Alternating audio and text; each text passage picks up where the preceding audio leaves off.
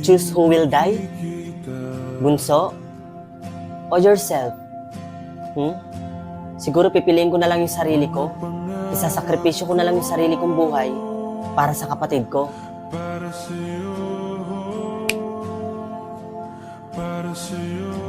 Sino pinili mo?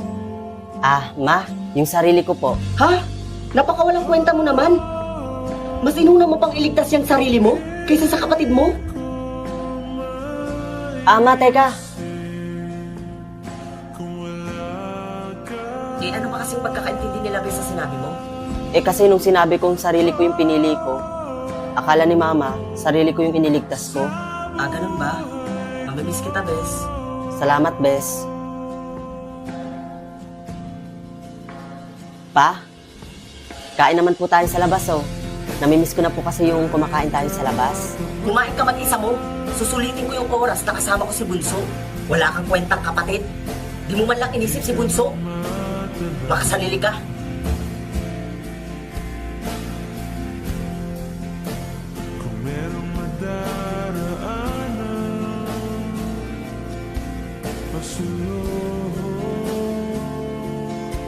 Bunso, may bibigay ako sa'yo. Mia, lago, nasu, yan na, di ba, alaw, ano, alaw ka. Ma, kain po tayo sa labas. Tumigil ka. Wala akong panahon sa mga ganyan mo. Ayoko sa mga anak na makasarili. Ma, hindi niyo ba alam na mas pinili kong iligtas si Bunso kaysa sa sarili ko? Mas pinili ko na ako yung mamatay kaysa si Bunso.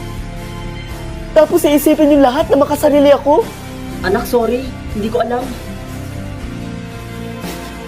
Ngayon pa lang, Ma, alam ko na wala akong kwenta. Na okay lang sa inyo na mawala ako. Pero ganun pa man, Ma, mahal na mahal ko pa rin po kayo.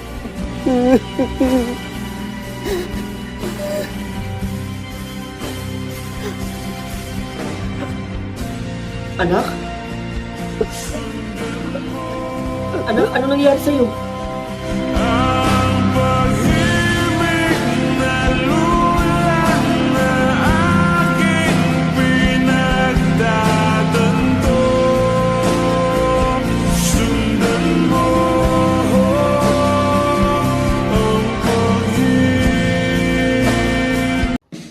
Hoy, di ba ikaw yung bumunggo sa akin?